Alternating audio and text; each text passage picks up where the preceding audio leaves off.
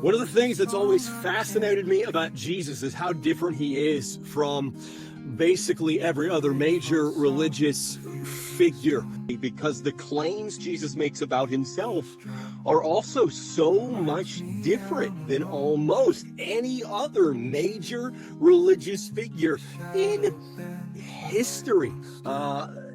He claims not just to be a good guy, not just to be a great moral teacher, not just to be a great prophet, not just to be an enlightened one. He makes claims that go above and beyond the claims that people like Buddha, people like Muhammad, people like so many of these others made for themselves. Jesus claims to be the God of the universe.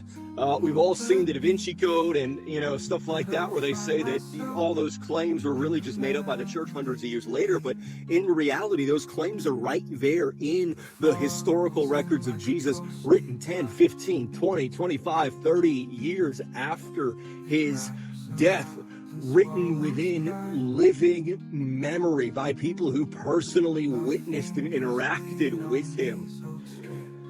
And so there is this man from history named Jesus who claims to be God, who claims to be the dude who created you, and then he historically, verifiably went to a cross, was publicly killed, and then publicly rose from the grave in front of hundreds of witnesses who refused to stop testifying that they saw him risen from the dead, even when the Roman government tortured them relentlessly for years to try to get them to take it back. What we have here essentially is a historically credible claim that a dude rose from the dead and then claimed to be the God over all things.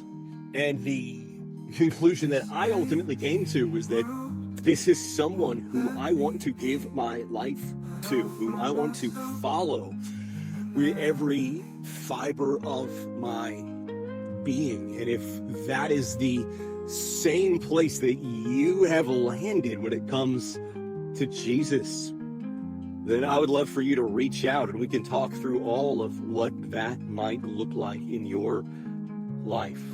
Take care.